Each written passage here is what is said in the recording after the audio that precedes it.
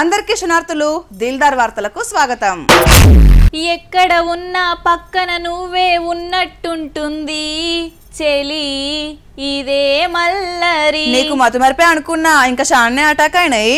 ఎక్కడున్నదో ఏం తిన్నదో ఎంత ఫీల్ అవుతుందో. శిరమ్మ నేను పక్కకే ఉన్నారా, ఎందుకు నా గురించి ఇంతగానో ఫీల్ అవుతున్నావు? అసలే నోట్ల నాలుక లేదు. నీకు బుర్ర లేదు, నాకు నాలుకనే కాదు 32 పనులు కూడా ఉన్నాయి. పిచ్చలేసిందా నీకేమన్నా పొల్లా? ఏహే ఆపు నీ కాకి గోలా. నాది కాకి గోలనా?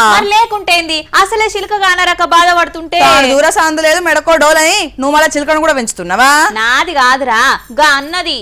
సుశిర్రా, కడుపులో పుట్టిన పిల్లలు కొట్లాడినట్టే ఎట్ల మీదనే ఆడుతున్నదో. పొద్దున్న లేస్తే ఇట్లా కాళ్ళ చేతులలో మెదలేదట, దాని పలుకుతోటే లేచేడదట, దాని కిలకిలతోటే పొద్దు పోయేడదట. అట్లాంటి చిలుక పలుకులు ఒకటేసారి మాయమైనాయట. అయ్యో ఏమైంది చిలుకకు అని అనుకునేరు.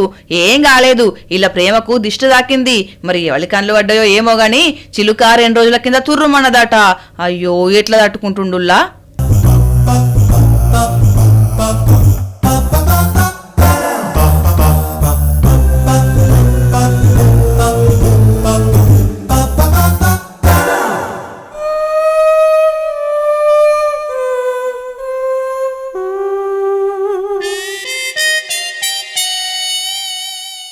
ఇక బాధ తట్టుకోలేక చిలుకను మర్చిపోలేక మనాది పెట్టుకొని ఇక ఆఖరికి పోలీసులకు ఫిర్యాదు అయిండు.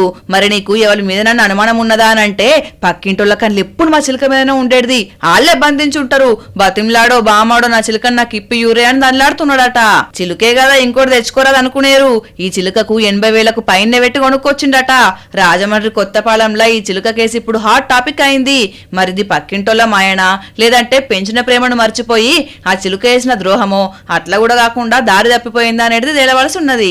రామ్మ చిలకమ్మ, నువ్వెక్కడున్నా మీ ఓనను దేవులు అడుకుంటారా? నీకోసమే మనాది పెట్టుకుని మంచాన పడ్డాడు. నీ పలుకులు ఇంట తప్ప లేచేటట్టు లేడు. వస్తావు కాదు, ఈ వీడియోలో కనిపించే చిలుక జాడ తెలిస్తే చెప్పుర్రి పాపం. అవును సిరమ్మ, నాకు ధర్మ సందేహం వచ్చిందిరా.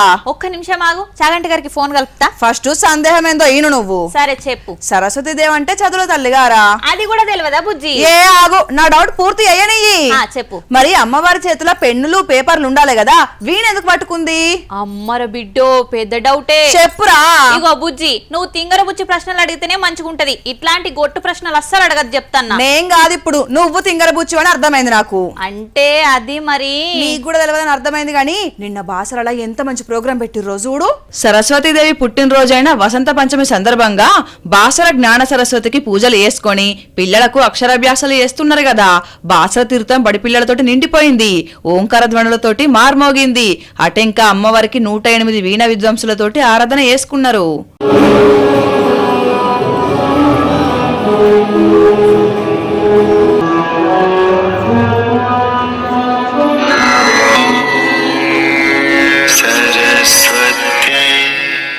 సరస్వతి చేతులుండే వీణ కళలకు జ్ఞానానికి సామరస్యానికి ప్రతీక. ఎవరు కోరిన విద్యను వాళ్ళకు ప్రసాదించే విద్యాదేవికి ఈ కళాకారులు ఇట్లా తమ వీణా వాయిద్యాలతోటి నీరాజనం చేసిరన్నట్టు.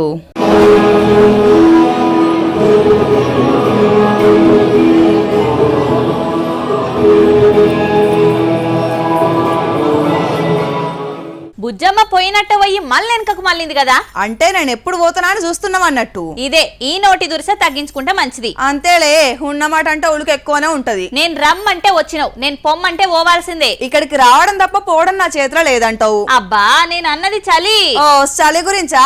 సంక్రాంతికి సంకల్ లేపకుండా ఉంటది, శివరాత్రికి శివ శివ అనుకుంటా పోతది. ఏహే మొన్న వారం రోజులు ఉడకవచ్చినట్టే అయింది. మళ్ళా నిన్నయాల మళ్ళా పానవంతొనికుతున్నది. ముసలి పానం కదండి, అట్లనే అనుకుతది. నిన్ను అరకులోయల చలికోట్ లేకుండా నిలబెట్టిన పాపం లేదు. అమెరికా దేశం నుంచి ఉత్తర భారతం మొత్తం ఊపేస్తుంది చూడుగటు.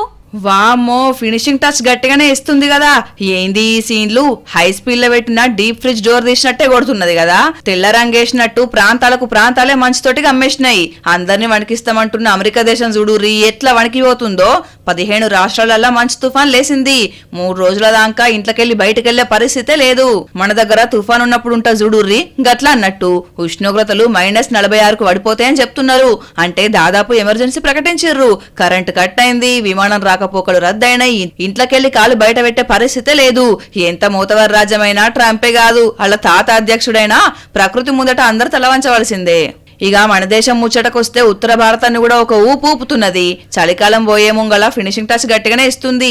కాశ్మీర్ కొండలు మొత్తం పత్తి కుప్ప లెక్క తయారైంది. చెట్లు, పుట్టలు, ఇండ్లు, వాకిన్లు, రోడ్లు ఏట్టు యూషన మంచుమయం. సూర్యుడు మాయం. 2 నిమిషాలు కదలకుండా నిలుసుంటే మనిషి కూడా మంచు ముద్దయ్యేటట్టే ఉన్నాడు. సీన్లు చూస్తుంటే నోట్ల మాట వస్తలేదు. అరడజన్ రగ్గులు తీసి కప్పుకుంటే మంచు ఉండి అనిపిస్తున్నది. గడ్డగట్టిన మంచు కుప్పలతోటి క్వారీ రోడ్ల లెక్క ట్రాఫిక్ మొత్తం జామ్ అయింది. అనుకుంటాం గాని అది ఏదైనా అనర్థమే, మితమే నిమ్మలం. అవును బుజ్జి, నేను బండి కొందాం అనుకుంటున్నా. OLX లా చూడరాదు? రోజు నన్ను పికప్ డ్రాప్ చేసుకుంటా అంటే చూస్తా, డిస్కౌంట్ లో కూడా మాట్లాడతా. ఎందుకు? నువ్వు కూడా కొనుక్కోవచ్చుగా. అమ్మో, నేను బండి నడిపితే హెల్మెట్ పెట్టుకోవాలి. హెల్మెట్ పెట్టుకుంటే హెయిర్ స్టైల్ పాడైతుంది, మేకప్ మొత్తం పోతది. అందుకని నువ్వు బండి తోలనని అంటావు. అస్సలకే తోలను. Very good. మేకప్ మీద పిచ్చున్నా, ట్రాఫిక్ రూల్స్ మీద నీకు రెస్పెక్ట్ ఉంది, పానం మీద తీపు ఉంది. నువ్వు నాకు నచ్చావు.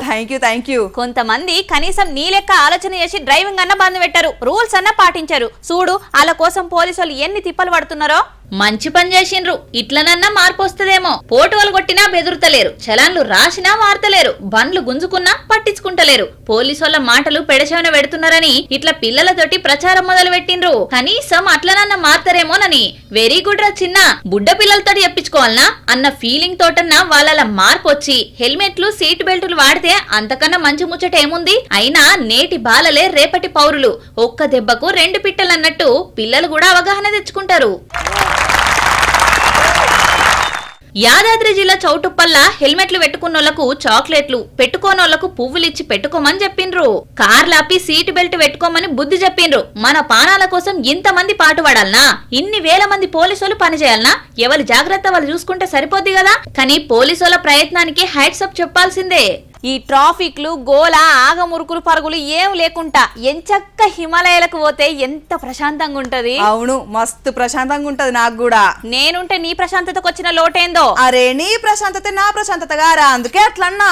హిమాలయాలకు పోతే ఏ డిస్టర్బెన్స్ ఉండదు కదా. ఆ ఫోన్ స్విచ్ ఆఫ్ చేసినావు అనుకో, ఇక్కడ కూడా ఏ డిస్టర్బెన్స్ ఉండదు నీకు. అమ్మో, అది ఒక్కటి మాత్రం అడగకు. నేను ఏడికి పోయినా నాకు ఫోన్ ఉంటేనే ప్రశాంతం. ఏదో ఒకటి చెప్పు, ఫోన్ కావాలన్నా ప్రశాంతత కావాలన్నా, 2 ఒక్కతాను ఉండవమ్మా. అమ్మో, అయితే వద్దులే. ఎంత అదృష్టవంతులు చూడురి వీళ్ళు. వాళ్ళ కండ్లల్లో ఆనందం మామూలుగా లేదు. రామగుండం కరెంటు స్టేషన్ కన్నా ఎక్కువ వెలిగిపోతున్నది. ఇది కలనా నిజమా అని వాళ్ళే నమ్మలేని పరిస్థితులున్నారు. అంతేగదనుల్లా, పోయిన సొమ్ములు దొరుకుడంటే మామూలు ముచ్చట్నా? ఎంత అదృష్టం ఉండాలే.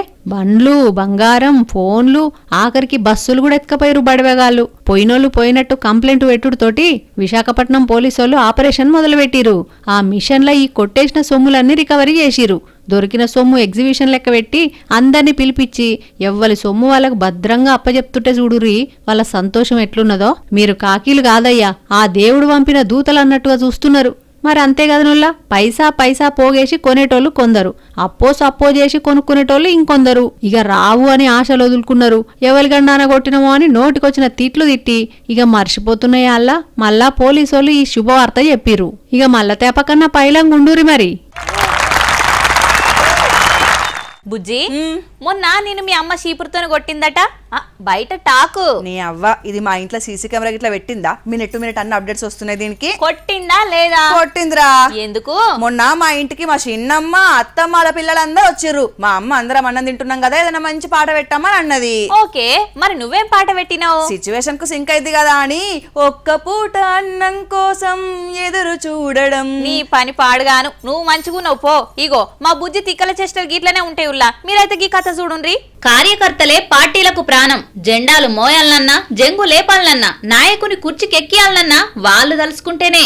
ఒక్క మాటలు చెప్పాలంటే చిన్న నేతలు తలుసుకుంటేనే ఎంత పెద్ద పార్టీ అయినా ఎదిగేది. అట్లాంటి నేతలు పార్టీలు మర్చిపోవద్దు కదా. ఇగో అదే పని చేసిండు కేసీఆర్ సారు. ములుగు జిల్లా గులాబీ నేత జగదీష్ 2 ఏళ్ల కింద అనారోగ్యంతో చచ్చిపోయిండు. ఇక వాళ్ళ బిడ్డ మెడిసిన్ చదవాలని అనుకుంటుందని తెలిసి పార్టీ అధినేత కేసీఆర్ సారు వాళ్ళని విలిపించి సాయం చేసిండు. ఎన్నడూ ఏ అవసరమైనా పార్టీ తోడుగుంటదని భరోసానిచ్చిండు. పవర్లో ఉన్నా లేకున్నా పార్టీని నమ్ముకున్న నేతలకు ఈ భరోసాకు మించి ఇంకేం కోరుకుంటారులా. పార్టీని పవర్లకు తెచ్చేందుకు అహర్నిశలు శ్రమిస్తారు. ఇల్లు వాకిలి ఇడిచిపెట్టి తమ నేతల కోసం పనిచేస్తారు. కష్ట నష్టాలలా తోడుగుంటారు.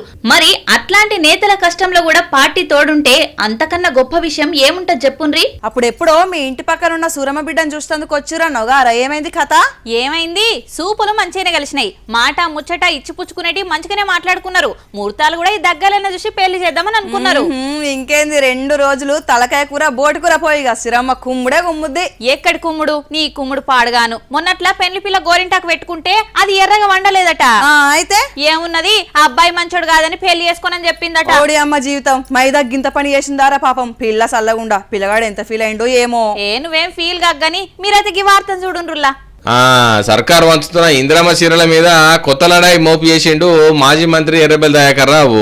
ఓ ఆడోళ్ళంతా మా రేవంత్ రెడ్డి వంచుతున్న చీరలని మీరు సంబరంగా తీసుకుంటున్నారు గాని అటెంక మన జేబులనే కత్తిరించే పని పెట్టుకున్నాడని అనుకొచ్చిండు వరంగల్ కాడ పెట్టిన మీటింగులా. ఈ చీరల మీద కూడా ఎంత మోసం చేస్తాడు ఎరికేనా? ఈ చీరలు అందరికి ఇస్తలేడు, ఆ గ్రూపులు ఉన్న వాళ్ళకే ఇస్తాను. అంతేనా నేను చెప్పేది? గ్రూప్ వాళ్ళకే ఇస్తాడు. ఆ గ్రూపులో ఇచ్చేటి కూడా అప్పే. ఒక్కొక్క చీరకు 1200 రూపాయలు అప్పు. ఇది నేను ఛాలెంజ్ చేసిన. ఎవడన్నా చీర ఇచ్చేటప్పుడు పేరు రాసుకొని సంతకం పెట్టుకోవాలి. ఇప్పుడు చీర ఇచ్చేటప్పుడు ఏం చేస్తాడు? ఇది అంటాడా, ఫోటో అంటాడా, ఐడి కార్డు అంటాడా? అంటే ఏంటంటే బ్యాంకు పోతే ఏం చేస్తావు? ఇవన్నీ పెట్టుకుంటావా లేదా? ఇది నీ పేరు మీద 1200 రూపాయలు అప్పు. ఓ నెల రోజుల తర్వాత నోటీస్ వస్తుంది, బిడ్డ 1200 కట్టది. ఆ చీర ఖరీదు 300. 300 రేవంత్ రెడ్డికి లంచమట, 300 ఆఫీసర్లకు లంచమట. ఇదంతా బోకస్.